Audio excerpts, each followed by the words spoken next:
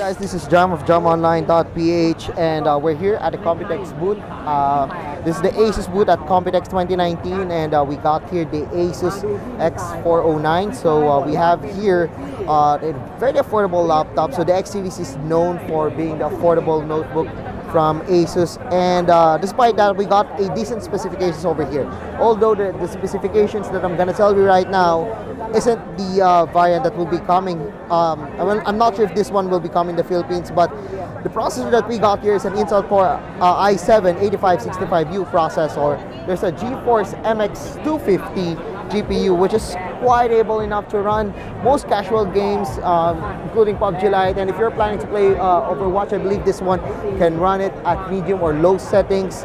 Then we also got here a 14-inch LED backlit Nano Edge display. It's a full HD display, although I believe the brightness isn't the best one. And as you can see here, well, you can't even see the brightness, the display that much because of the brightness. Then we also got here 16 gigs of RAM, which is 2400 megahertz DDR4, and a storage of 512 gig PCIe SSD with 1 terabyte HDD dual storage. So this one is weighs at 1.65 kilograms, and yes, again, this is X409. So don't expect too much from it. It isn't the same caliber as the one on the ASUS VivoBook or the ASUS ZenBook. So you're looking at a very affordable laptop, not cheap. But yes, this one is made up of plastic. We got a plastic build over here.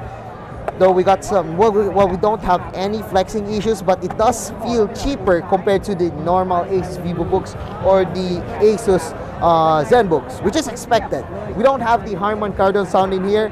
The keyboard layout is just fine with me. However, there's no numpad and there's no number pad over here on the touchpad, which is a feature that can be seen on the VivoBooks already. They also have screen pads on the VivoBook, and as you can see here, the touchpad is quite nice. I mean, the spacing is nice for me. Navigating it was responsive. However, clicking on it, well, isn't the best feel that I could get. There's a slight delay, but yeah, I mean, it's an affordable notebook, an affordable laptop. It's the X series, so I'm not expecting that it would be the best one.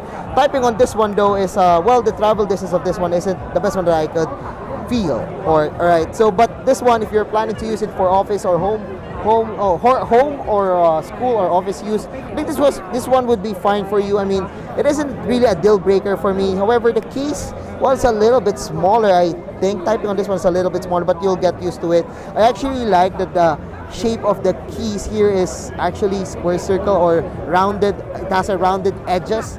And I actually like the look of this one. It actually looks clean to me, and I really like it. Another thing that I like about it is that we got a Nano Edge display here, so it isn't as thin as the one on the ASUS VivoBooks and the ASUS ZenBooks, but we do got a really thin bezels over here. That's why we got a 14-inch display, despite I think this one has a build quality or the chassis of a 13-inch notebook. We also got here the ASUS logo, so not much space has been wasted thanks to the Nano Edge display. Well, but again, the display isn't the best one. The brightness, well, it's a little bit disappointing. As you can see, we've got the viewing angles that are really terrible, but yeah, we still got the webcam, and yes, again, a Nano Edge display. So the lid of the laptop is also made up of plastic. So what I like about it is that it does look metallic from afar, but once you hold it, you will feel that it's made up of plastic. The notebook, well, it isn't that thin. It is actually thick. There's no ergolift hinge. Not really a deal breaker for me. It's already expected for me that the ASUS X409 wouldn't have that feature. So yeah, we got a basic look on the notebook. Below, we got here a textured plastic back with a rubber foot over here. We got here I believe this is the ventilation over here and also over here. Then we got the speaker grill over here. Nice to see that. Then yeah, let's go to the ports. So in the ports, we got here the micro SD card slot, and then we also got here the audio jack, two USB 2.0s. Unfortunately, there's two USB 2.0s and they're not utilizing full USB 3.0s, and we got the Kensington lock. And on the other side, we got here the ventilation, the USB-C, the power, and then a HDMI, and of course the USB 3.1 or 3.0. So yeah, another one is another feature that I've seen here is that we got a reinforced chassis for additional strengthening, and EAR or ear HDD shock protection. So I believe even if you drop this one, ASUS has put in a technology in where it protects the hard disk of the laptop, which is a good thing. Although we cannot test that one here, but it's really nice to see that they got a reinforced chassis on this one, and it comes in a beautiful color. And again, a nano edge display.